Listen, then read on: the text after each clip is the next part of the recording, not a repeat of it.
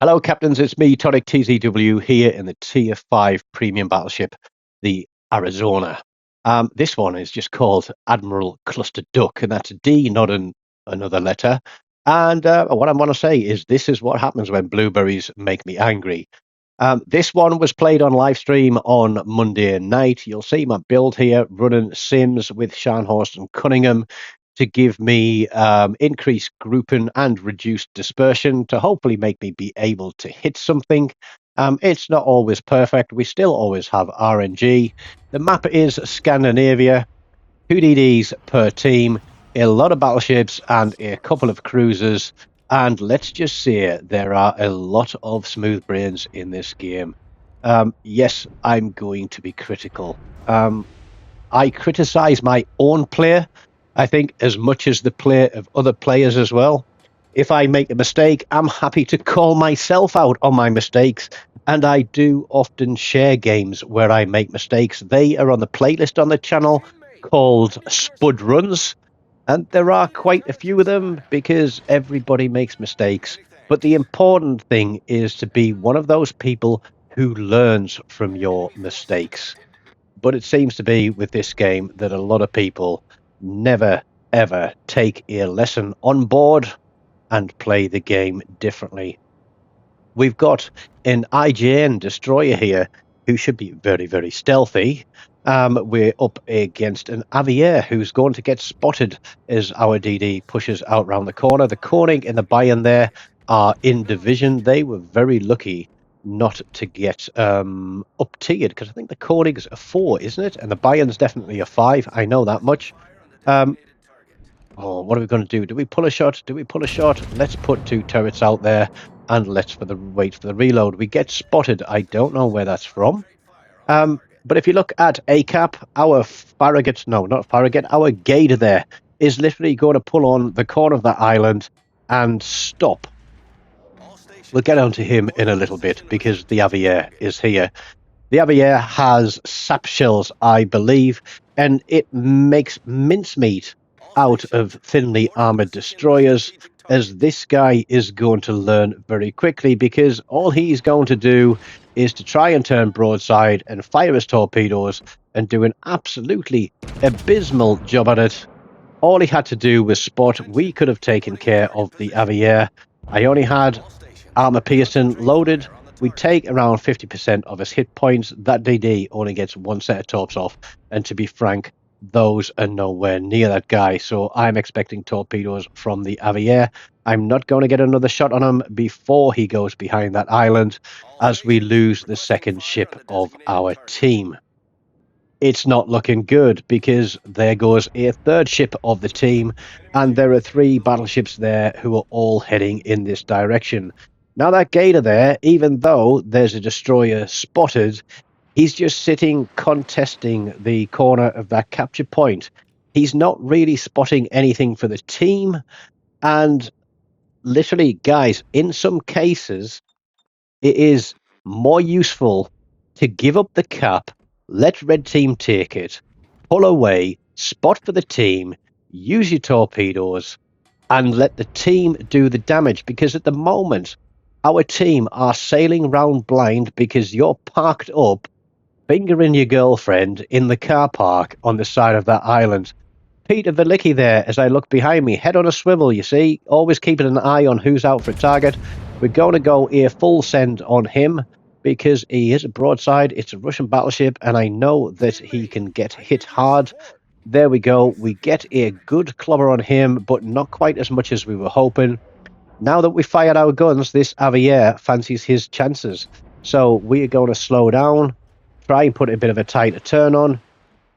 There he is. He's going away from us. The fact he's going away tells me he's fired his torpedoes. So we are going to continue that turn. And what you'll notice here is even though that guy is spotted, the Gator out there still hasn't fired his guns at him.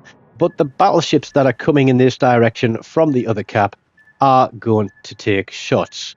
And I think I'm going to ping that guy and said, I need your help, and target that guy there. Aviaire runs his smoke, disappears. Right, we're going to pull a 180 now, because that Peter Velicki is either going to sail flat into the island or he is going to have to turn. It looks like he's broadside against the other battleship that's on our right-hand side at the moment, but he's not getting the damage done to him. No. Hits, misses, splashes, nothing. But let's put paid to his plan and give him a little tickle again and send him back to port. This is going to be my first kill of the game. There's the Aviaire again.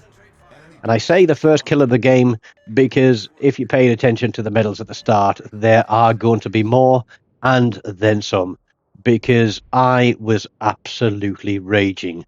If you want to see this game with all the cursing, swearing, effing and blinding, then go and look at the live stream that was played on Monday night and you will get the full raw unedited footage of it. But I just thought I would share this game as a highlight.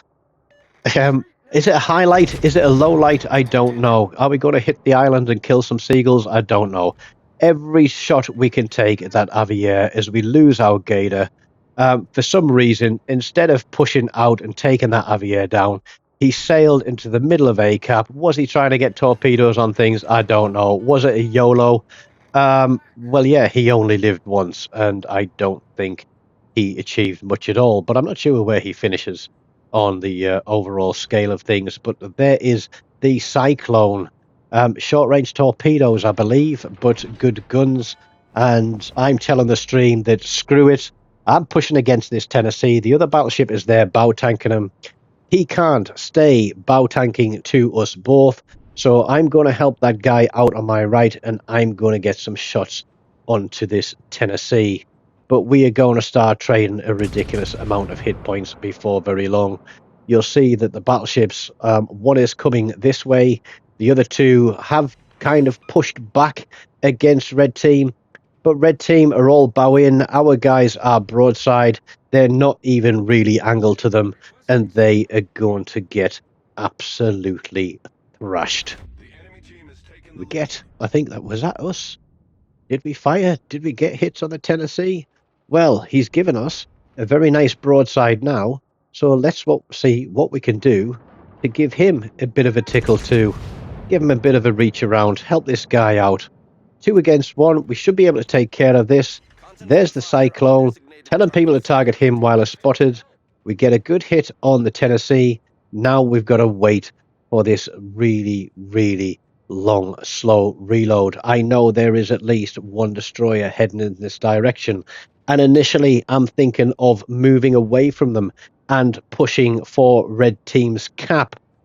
But it's not going to happen because we are surrounded. Red Team have taken care of pretty much everything on the left side of the minimap.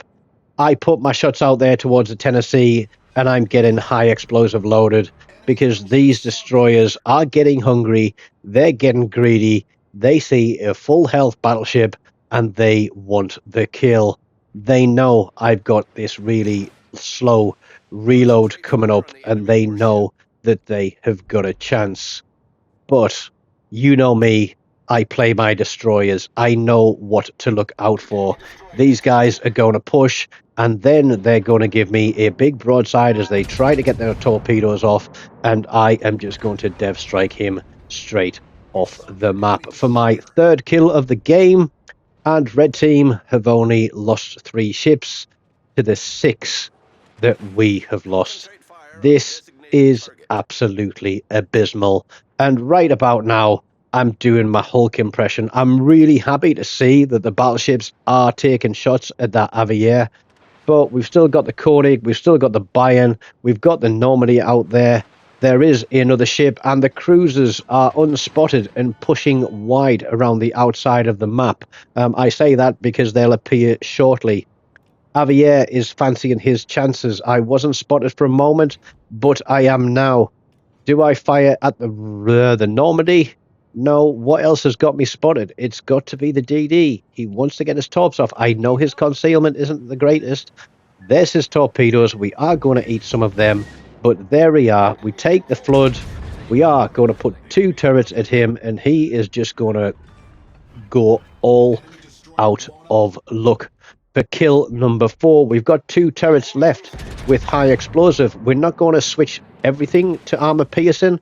We'll put them out there at the buy-in, and I'm just thinking I've got to put a turn in now. Now this Normandy here is an absolute pleb, but all he's going to do is spam HE. 2 cruisers there. I'm putting my turn in. I'm risking everything here because I am being battered. Watching the timer tick down on my reload, but we are going to ripple fire these turrets at that furry taco as the shots go in. I'm thinking, is he dead? Is he dead? Can I aim at somebody else? Nope, they've missed him. Let's roll the guns. Let's get rid of him. And that is Kraken Unleashed number 215. But we are not done yet. We are getting absolutely hammered. I'm going to call this Queen Elizabeth for support. I'm burning. It's hurting me badly. There is nothing I can do because all the guys pretty much that were on that side of the map are dead. Only one of them made it to this side of the map. Now, as much as I was calling people out and cursing, this guy here is actually going to keep me alive. We're going to focus onto that TONIK. And if you watch my hit points, I'm going to drop below 1,000 hit points on at least one occasion in this battle. Now, for some reason, it keeps locking the Normandy behind the TONIK. Again, very, very, very slow reload using Sims. I know that potentially we could run other commanders and get a faster reload. We could do more damage at range. This guy's actually inside 10 kilometers. We're down to 10k. We are in will to rebuild range. The shots go out. Kill number 6. We still aren't done though. There is the Bayern there. There is the Normandy there. And that is the guy that hasn't pushed in. I think he saw what was happening to the rest of the team as I get set on fire again, and I'm like so friggin' annoyed because everybody has clustered here and there isn't enough damage going out against these ships. There wasn't enough damage going out. You know, the Normandy, the Koenig and the Bayern have pretty much full health this late in the game, even though we're absolutely battering the living daylights out of things here, doing everything we can. Hooked up at the moment. Has that Bayern gone on to me? I did say I can't believe I haven't got a high caliber yet. As those shells landed, we're on our last heel. Double fired, still burning, annoyed as hell as that Normandy, because unless we get rid of that Bayern, we are going to remain spotted, and that Normandy is going to keep putting shots across at the top of us. But we're waiting for a full salvo now. We're watching the Bayern. 3, 2, 1, shots out. There we go. And it's another 32-second reload. Normandy has another pop at me. There is the Confederate. So we've got a high caliber. That is 30% of the overall hit points of the team. We've now got a Confederate, which is at least 20% of the hit points from 6 red team ships. Will to rebuild is literally our life support at the moment. It is very, very slow since it got nerfed, but we're doing everything we can. Sims is at 16.4, so I do have maximum range on this. There we go. We're just down to 1,500 hit points again. Bayern gets another shot on us, and we pick up kill number 7. Now, one of our battleships earlier in the game did push up from Charlie Cap to, is it Bravo Cap up there? But when it all started going wrong, he turned around and came back. And watching the replay back, which I often do, and looking at the points and looking at the timer, I think if he'd had pushed and gotten onto that cap, that this would have turned into a victory for us.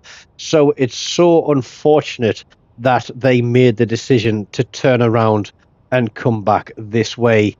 But perhaps they thought they needed to be here to give all of the support that we needed. You heard that alarm from the lady in the box thing. That means that my dinner is ready.